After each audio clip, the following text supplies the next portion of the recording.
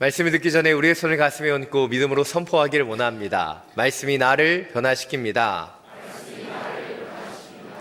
아멘. 이 믿음의 선포와 같이 하나님 주시는 이 말씀이 우리의 영혼과 중심을 변화시키는 능력의 말씀이 되기를 간절히 축원합니다. 제가 결혼하기 전에 한참 동안 연락이 되지 않았던 별로 그다지 친하지 않았던 대학 동기로부터 갑자기 연락을 받았습니다. 무슨 연락이었을까요? 결혼한다고 청첩장을 주겠다. 제가 그 결혼식에 갔을까요? 안 갔을까요? 제가 1부 때 얘기를 안 했거든요. 그랬더니 안 갔을 거라고 생각하시는 분들이 많더라고요. 저는 청첩장을 받고 갔었습니다. 그리고 그 결혼식에 참여하면서 이런 생각이 들었어요. 내 결혼식에는 무리해서 청첩장을 돌리지 말아야 되겠다. 그래서 제가 많은 곳에 청첩을 하지 않았습니다. 그랬더니 한 후배가 자신에게 청첩장을 주고 연락 주지 않았다, 다른 지인들을 통해서 연락을 받고 섭섭했다는 이야기를 했던 적이 있습니다. 우리가 결혼식에 청첩을 받는 것도 중요하지만 더 중요한 것은 청첩을 받는 것이기도 하지만 그 초대에 응해서 그 결혼식에 참여하는 것이 더 중요할 것입니다. 그런데 우리는 많은 청첩을 받고 많은 곳에 초대받지만 우리가 그 모든 초대에 다 응하지 않습니다. 어떤 결혼식에는 참여하기도 하고 어떤 결혼식에는 추기만 하기도 하고 어떤 결혼식에는 그냥 지나치기도 합니다. 우리가 이렇게 결정하는 이유가 무엇일까요? 그것은 당일 우리의 스케줄 때문이기도 하겠지만 더 본질적으로 평소에 우리가 그 지인과 어떤 관계를 가지고 있느냐, 그것에 따라서 이 초대에 응할 것인지 응하지 않을 것인지 그것이 결정된다는 것입니다. 동일합니다. 우리의 구원은 마지막 날 결정되는 것처럼 보여지지만 평소에 우리가 하나님과 어떤 관계를 맺고 어떤 신앙생활을 했느냐, 그것으로 결정되지요. 오늘 예배를 통해서 하늘나라 청첩장을 하나님께서 보내어주고 계십니다. 이 초대에 응하며 주님과의 더 깊은 교제로 나아가는 하늘의 시간이 이 예배를 통해 드려지게 되기를 간절히 축원합니다. 오늘 문 1절부터 5절입니다. 다시 한번 함께 읽겠습니다. 이 일 후에 나는 하늘에서 많은 무리들의 큰 함성 같은 것을 들었습니다. 그 큰 함성은 말했습니다. 할렐루야! 구원과 영광과 능력이 우리 하나님께 있습니다. 이는 그분의 심판이 참되고 공의로우시기 때문입니다. 그분은 음행으로 땅을 더럽힌 큰 장녀를 심판하셨으며 그녀의 손에 묻어있는 그의 종들이 흘린 피의 억울함을 갚으셨기 때문입니다. 다시 그들이 외쳤습니다. 할렐루야! 그녀를 사르는 연기가 영원토록 올라갈 것이다. 그때 24 장로와 네 생물이 보좌에 앉으신 하나님께 엎드려 경배하며 외쳤습니다. 아멘, 할렐루야. 그러자 보좌에 한 음성이 나서 말했습니다. 하나님의 모든 종들아, 큰 사람이든 작은 사람이든 하나님을 경외하는 사람들아, 우리 하나님을 찬양하라. 아멘. 오늘 본문은 지난주 본문과 연결선상에서 바라볼 때 더 많은 것을 묵상할 수 있습니다. 지난주 말씀을 통해서 우리는 큰 도성 바벨론, 음녀라고 불렸던 이 로마 제국의 멸망을 살펴보았습니다. 그런데 악한 세력이 멸망되었음에도 불구하고 그 멸망을 애도하고 슬퍼하는 자들이 있었습니다. 왜입니까? 바로 로마로 인해 여러 유익과 만족을 누리고 있었던 땅의 왕들, 그리고 상인들, 배의 선원들은 로마의 멸망을 슬퍼했습니다. 바로 개인적인 이유와 목적 때문이었죠. 그런데 이 바벨론의 멸망을 슬퍼하던 자들과 대조적으로 오늘 본문에는 하늘의 하나님을 찬양하는, 경배하는 큰 무리가 나타나고 있습니다. 그리고 오늘 본문을 보면 그들이 찬양하는 이유를 크게 세 가지로 정리해 볼 수 있습니다. 첫 번째는 하나님의 구원과 영광과 능력 때문에 그들은 찬양하는 것이고, 두 번째로 하나님의 이 공의의 심판이 참되고 온전하기 때문에 그런 하나님을 찬양하는 것이며, 마지막 세 번째로 하나님께서 그분의 종의 흘린 피를 보응해 주심을 보고 있기 때문에 지금 이들은 찬양하고 있는 것이죠. 여기서 저는 여러분에게 한 가지 질문을 드리고 싶습니다. 과연 여러분은 언제 찬양하십니까? 그리고 언제 찬양하지 못하는 일들이 벌어집니까? 사실 우리의 상황과 환경 때문에 우리는 언제는 찬양하고 언제는 그 찬양이 멈추기도 한다는 것이죠. 그런데 지난주 본문을 보면 바벨론의 멸망을 슬퍼하며 애도했던 사람들, 그들이 슬퍼하고 애도했던 이유가 자신의 만족과 유익 때문이었어요. 다시 말해서 자신의 상황 때문에 그들은 슬퍼했다는 것이죠. 그런데 오늘 하나님을 경배하고 찬양하는 사람들의 모습은 어떠합니까? 그들은 하나님의 참되시고 공의로우심 때문에 찬양하고 있고, 하나님의 행하실 일, 하나님의 크고 놀라우심을 바라보며 경배와 찬양을 올려드리고 있는 거예요. 그렇습니다. 개인적이고 사사로운 감정, 상황 때문에 그들은 찬양하는 것이 아니라 전능하신 하나님, 하나님의 크고 위대하심을 바라보기 때문에 찬양하고 있는 것이고, 하나님이 어떤 분이신지를 그들의 마음과 중심을 통해 깨닫기 때문에 그들의 마음속 깊은 곳에서부터 이 찬양이 우러나오고 있는 것이에요. 이것이 오늘 주목해 보길 원하는 첫 번째 포인트입니다. 우리는 사사로운 이유나 감정으로 찬양하는 것을 넘어서서 하나님의 크고 위대하심을 온전히 깨달아 알아 우리의 온 마음과 온 중심을 다해 주님만을 찬양하며 나아갈 수 있어야 하는 거예요. 오늘 본문을 묵상하면서 하나의 장면을 상상해 보게 됩니다. 반모섬에 홀로 유배되어 있던 사도 요한의 모습입니다. 그가 오늘 본문의 환상을 통해 하늘로부터 허다한 무리들의 그 찬양을 보았을 때 사도 요한은 어떻게 반응했을까요? 성경을 보실 필요가 없어요. 어디에도 나와 있지 않습니다.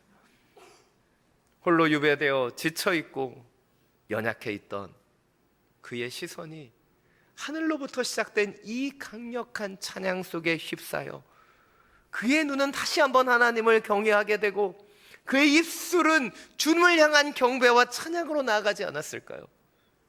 이것이 찬양의 능력이고 찬양 가운데 들어가는 하나님의 초대인 것이죠. 오늘 보면 계속해서 할렐루야의 찬양이 반복되고 하나님을 향한 경배와 찬양이 나타나고 있습니다. 특별히 오늘 본문에서 우리가 보게 되는 그것은 하늘의 허다한 무리의 영적인 찬양과 경배가 이 땅까지 임하고 있다는 거예요. 그리고 이 찬양의 향기, 이 찬양의 능력이 이 땅을 가득 덮고 있는 것을 오늘 본문을 통해서 우리는 묵상하게 되는 것이죠. 저는 청년 때 그렇게 신실하고 믿음이 좋은 사람은 아니었습니다. 그래서 제 발로 예배 드리러 가고 그러진 않았던 것 같아요. 근데 저도 선교단체 활동을 했었고 주변의 지인의 초대를 통해서 예수전도단 화요 모임이라는 찬양 집회에 참여했던 적이 있습니다.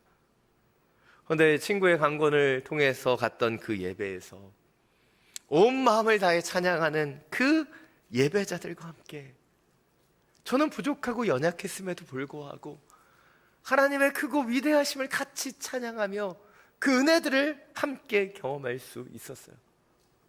홀로 찬양하는 것이 아니라 함께 예배하며 그 예배의 향기와 은혜 가운데 깊이 들어갈 수 있었기 때문이죠.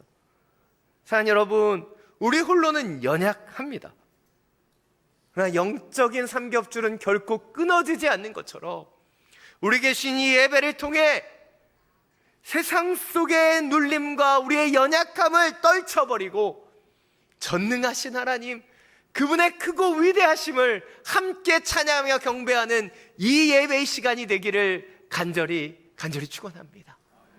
이 시간 오늘 보면 6절부터 8절 말씀 다시 한번 함께 읽겠습니다. 또 나는 많은 무리의 소리 같고 콸콸 쏟아지는 물소리 같고 강한 천둥 소리 같은 것을 들었습니다. 그 소리들은 외쳤습니다. 할렐루야, 전능하신 우리 주 하나님이 다스리신다. 기뻐하고 즐거워하며 하나님께 영광을 돌리자. 이는 어린 양의 결혼식이 이르렀고 그의 신부가 혼인 준비를 갖추었으며 그녀는 밝고 깨끗한 고운 삼배를 입은 것을 허락받았기 때문이다. 이 고운 삼배는 성도들의 의로운 행실들이다. 여러분, 6절을 보면 사도 요한은 많은 무리의 소리 같고 콸콸 쏟아지는 물소리 같고 강한 천둥 소리 같은 것을 듣게 됩니다. 이게 무슨 소리인지 잘 모르겠습니다. 이 문자로 되어 있기 때문에 이 소리를 우리가 다 알 수 없죠.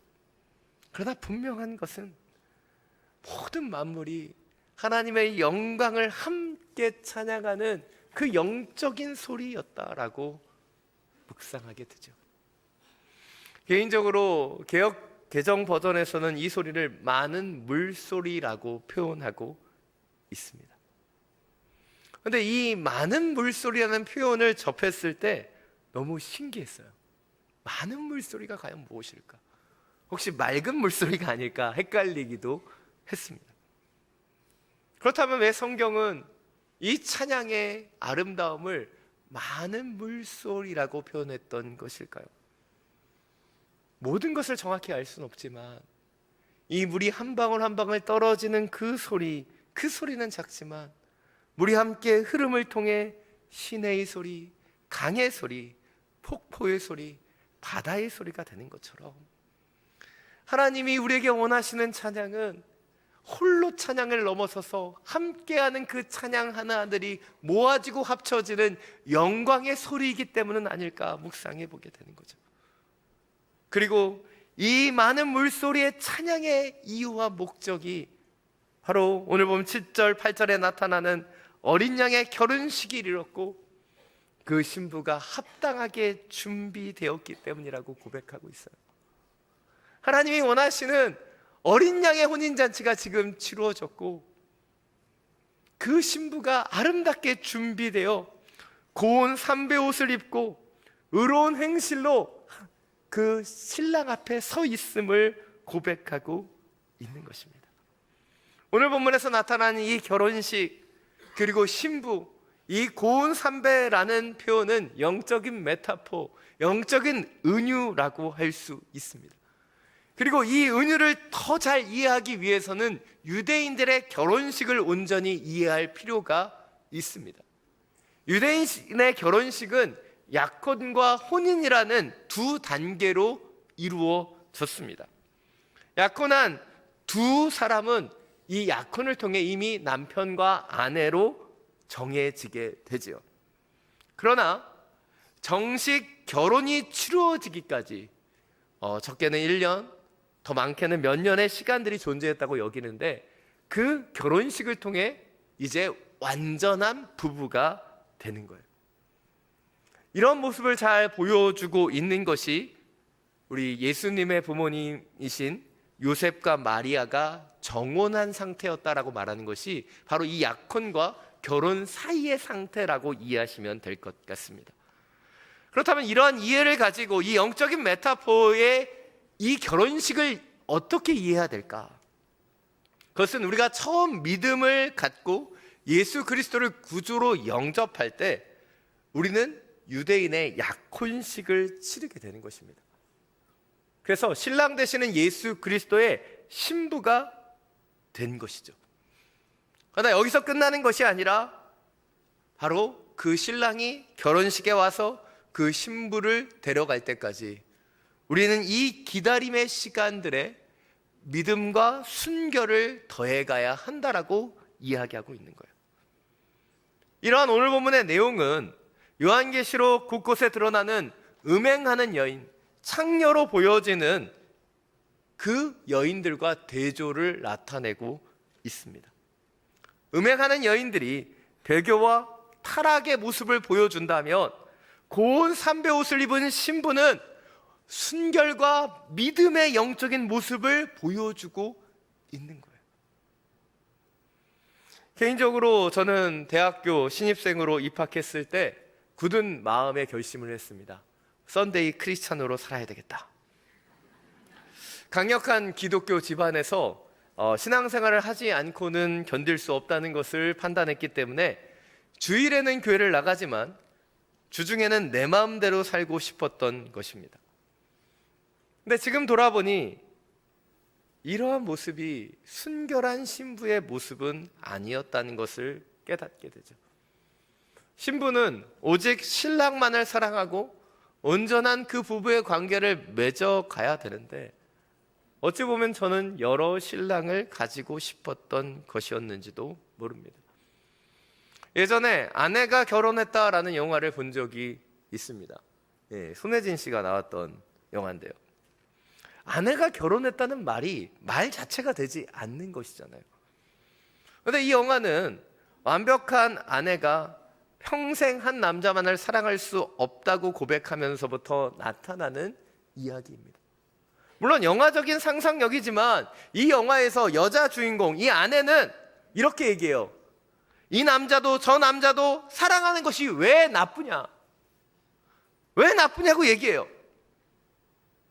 어떻게 보면 되게 합당하게 들릴 수도 있겠죠. 그러나 이 여인의 이 고백에 그 기초를 들여다보면 철저한 자기 중심적인 생각이 깔려 있다는 것을 볼 수 있는 거예요. 요한계시록에서 표현되는 음행하는 여인들의 모습들, 그들의 모습은요 더 화려하고 때때로는 더 세련돼 보이기도 합니다. 그들은 더 많은 권력과 힘을 갖고 있고 자신의 뜻대로 움직이기도 하죠. 그런데 이와 대조되는 어린 양의 신부가 되는 여인은 초라한 삼배의 옷을 걸치고 있는 것처럼 느껴질 수도 있어요. 그러나 중요한 것은 세상의 기준과 세상의 생각으로 바라보는 것이 아니라 하나님의 중심, 하나님의 뜻으로 주님이 우리를 그리스도의 신부로 부르셨다는 그것을 바라볼 수 있어야 되는 것이죠. 이것이 오늘 두 번째 포인트입니다. 우리는 우리 중심적인 생각 속에서 세상과 하나님을 모두 사랑하려고 하는 헛된 마음을 내려놓고 어린 양 예수 그리스도만을 사랑하는 순전한 신부로 준비되어야 하는 것입니다. 사도 요한과 초대교회의 당시의 모습을 상상해 보면 그들은 참 연약했습니다. 그들은 핍박과 박해 속에 있었고 세상은 그들의 모습들을 이해하지 못했습니다. 그러나 그들은 결국 구원받는 하나님의 백성이 되었고 그들이 살았던 순결한 삶은 고운 삼배옷을 입은 그리스도의 신부가 되는 축복으로 바뀌어지게 되었습니다. 그래서 오늘 이 환상, 이 말씀, 이 예언이 요한과 초대교회에 전해졌을 때 아마 그들은 큰 위로와 소망을 얻었을 것입니다. 교회를 떠나 배교해 세상의 화려함과 부요함 가운데 살아갔던 사람들과 달리 핍박과 박해 속에서도 신앙을 지켰던 그들을 주님은 그리스도의 신부라고 그들의 의로운 행실을 고운 삼배옷을 입혀주시겠다고 이야기하셨기 때문이에요. 사랑하는 여러분, 세상의 길을 걸어가는 것과 예수의 길을 걸어가는 것은 너무나 다릅니다. 세상의 길을 걸어가는 사람들은 세상 사람들이 다 이해해요. 그런데 예수의 길을 걸어가는 것, 그것은 세상의 사람들의 인정을 받을 수도 이해도 받을 수도 없는 길이죠. 그러나 우리가 이 길을 걸어갈 때 주님은 우리의 마음을 아시고 우리의 중심을 축복하신다는 것이죠. 제가 청년 때 예수전도 화요 모임에 가면 열방에서 복음을 전하다 지친 마음으로 한국에 돌아오신 선교사님들이 그 예배에 참 많이 참여하셨어요. 그때 선교사님들을 축복하며 이렇게 찬양했습니다. 세상이 당신을 모른다 하여도 주님은 그 이름 마음에 새겼네. 세상이 주 이름 모른다 하기에 오늘도 그 이름 열방에 새기리. 우리가 추구하며 살아가는 삶, 그것은 세상의 인정, 세상의 화려함이 아닙니다. 우리가 바라보는 우리의 기준을 내려놓고 하나님의 마음, 하나님의 뜻을 우리의 중심 가운데 새기기를 원하고 다시 한번 그리스도의 순결한 신부로 살아갈 수 있게 되기를 간절히 축원합니다. 오늘 9절 10절 말씀 마지막으로 함께 읽겠습니다. 그러자 천사가 내게 말했습니다. 어린 양의 결혼잔치에 초대받은 사람들이 복이 있다 기록하라. 또 그는 나에게 말했습니다. 이것은 하나님의 참된 말씀들이다. 이 말에 나는 천사의 발 앞에 엎드려 그에게 경배하려고 했습니다. 그러자 그가 내게 말했습니다. 그러지 마라. 나는 너와 및 예수의 증언을 가진 내 형제들과 함께 종된 자니 너는 하나님께 경배하여라. 예수의 증언은 예언의 영이기 때문이다. 오늘 본 9절에서 천사는 사도 요한에게 말하고 있어요. 어린 양의 결혼잔치에 초대받은 사람은 복이 있다. 그렇게 기록하라고 말하죠. 여기서 우리가 놓치지 말아야 되는 것은 어린 양의 결혼잔치에 우리가 초대받은 자리는 하객이 아니라 신부라는 사실이에요. 그리고 이것을 다시 한번 천사는 확인하며 말합니다. 이것은 하나님의 참된 말씀이다. 천사가 말하고 있는 그것은 하나님께서 우리를 어린 양의 신부로 맞이하기를 원하시고 이것이 참되신 하나님의 뜻임을 강조하고 있는 것이죠. 그리고 이런 하나님의 말씀이 선포되자 사도 요한은 천사를 향하여 경배하려고 하죠. 그런데 천사는 그런 사도 요한을 만류하며 오직 하나님께만 경배할 것을 당부하고 이렇게 말합니다. 예수의 증언은 예언의 영이기 때문이다. 천사가 이렇게 당부한 이유는 크게 두 가지로 살펴볼 수 있습니다. 그것은 첫 번째로 하나님 외에 그 어떤 존재도 경배의 대상이 될 수 없기 때문이고, 두 번째로 예수 그리스도에 대해서 증언하는 그것은 성령님께서 이끄시는 것이기 때문에 자신이 경배받을 이유가 되지 못한다라고 말하고 있는 거예요. 이 땅에 많은 사람들은 천사들을 대단하게 생각합니다. 그러나 오늘 보면은 분명하게 얘기하고 있어요. 천사나 성도나 다 성령님의 이끄심을 통해 예수 그리스도를 전할 수 있으며 그것이 놀라운 축복이라고 말하고 있는 것이죠. 여기서 우리 그리스도인들이 어린 양의 신부일 뿐만 아니라 동시에 하늘나라의 청첩장이 되어 그 복음을 전해야 한다는 것을 분명히 깨달아야 합니다.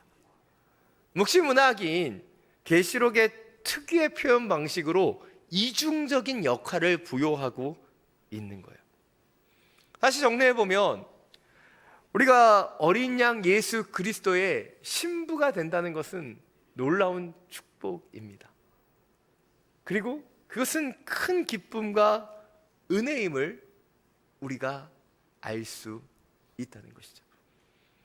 그러나 거기에서 멈추는 것이 아니라 동시에 그 기쁨과 은혜를 아는 자들이 이 땅에 신부되지 못하고 있는 자들을 초대해서 그들도 기쁨을 누리게 할 것을 말하고 있는 거예요. 그렇습니다. 어린 양의 혼인잔치는 그 누구도 슬퍼하고 누구도 아파하는 그 사람이 없는 기쁨의 잔치이죠. 어떻게 그 기쁨의 잔치가 가능합니까?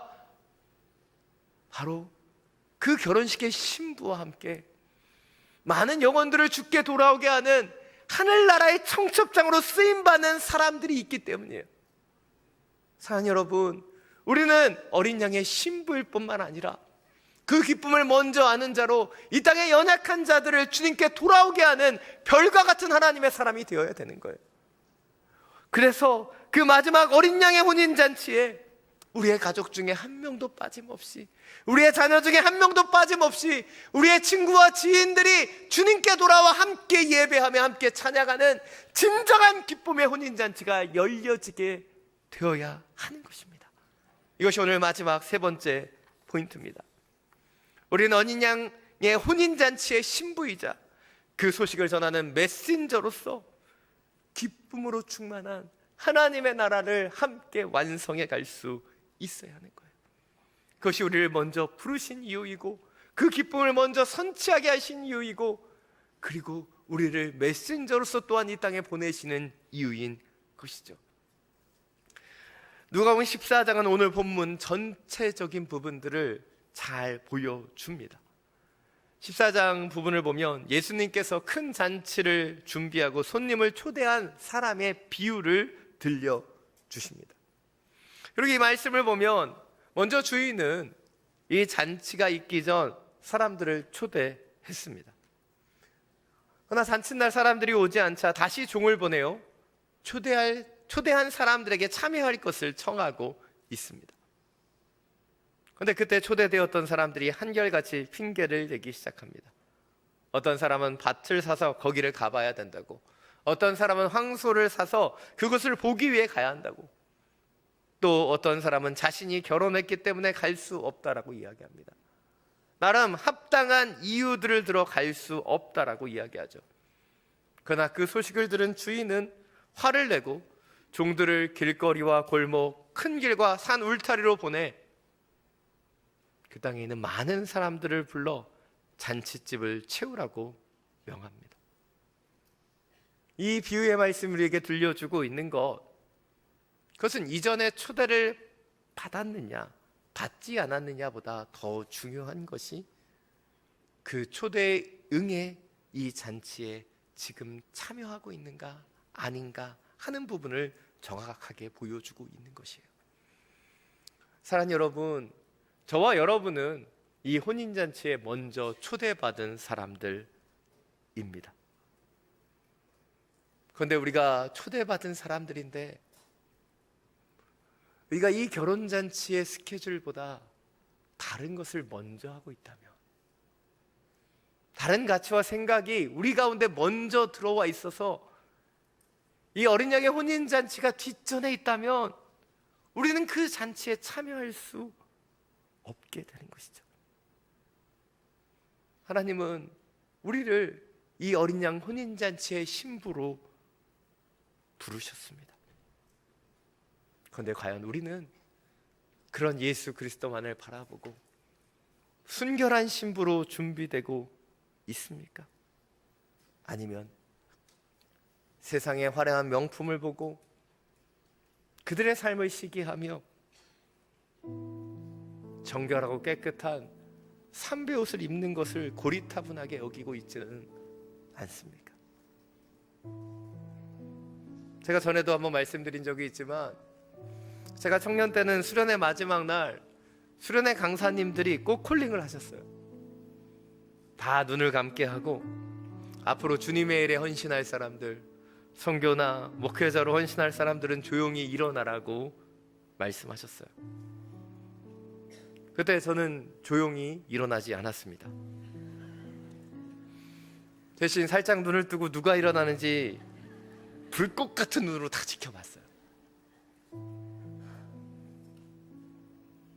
근데 그때 일어났던 친구들이 아니라 호기심에 눈을 뜨고 있었던 제가 지금 여러분 앞에 서 있습니다. 초대를 받았는가, 콜링을 받고 그 자리에 일어났는가, 그것도 중요한 부분이겠죠.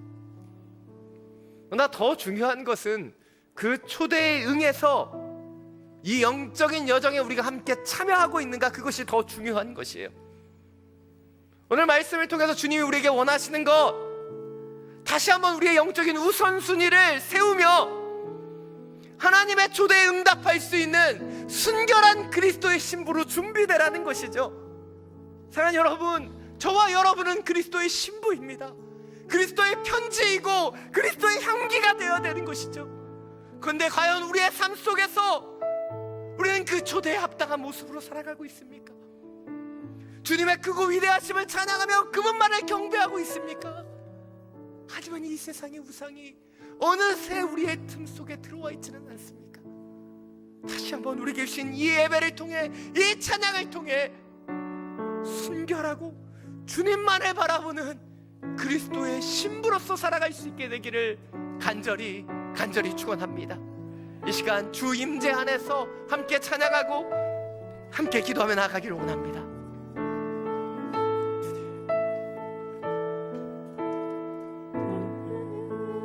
모든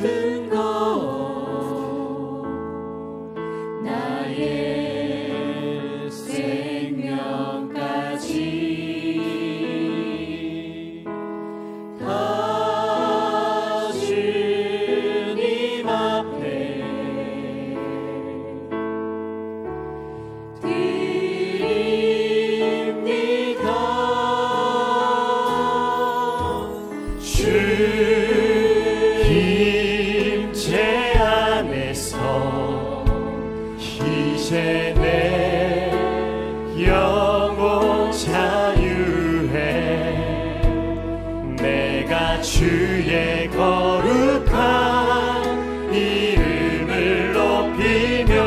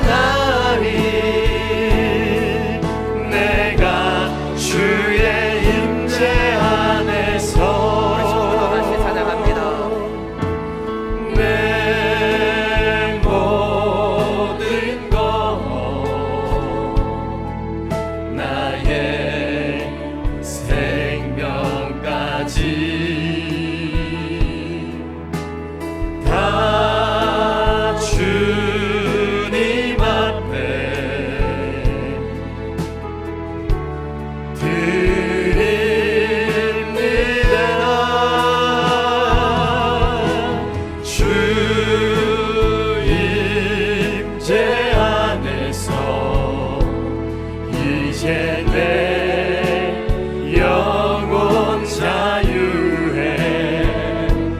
내가 주의 거룩한 이름을 높이며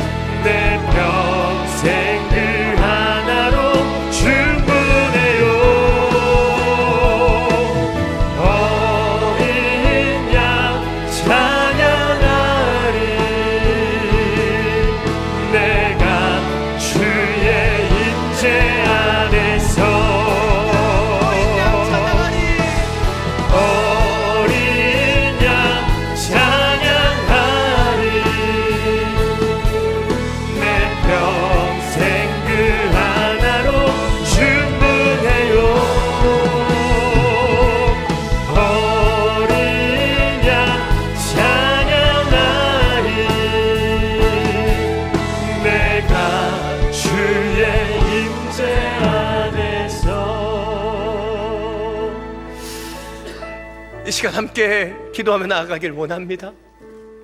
주님, 오늘 우리가 어린 양을 찬양하며 어린 양만을 바라보며 나아가기를 원하십니다. 근데 우리의 마음, 우리의 중심 가운데 세상의 허탄한 것들이 너무나 많이 들어와 있습니다. 이 시간 기도할 때 주님, 우리의 최고의 우선순위가 예수 그리스도가 되길 원하며 예배하며 찬양하며 당신이 원하시는 순결한 그리스도의 신부 되길 원합니다. 우리 가운데 있는 모든 허탄한 우상들이 사여지게 하여 주시고 크고 놀라우신 주님만을 경배하며 찬양하는 예배자의 삶이 회복되게 하여 주옵소서. 주님의 이름 한번 부르고 통성으로 기도하며 나아갑니다. 주여, 어린 양 찬양하리. 주님, 당신을 찬양하며 주의 임재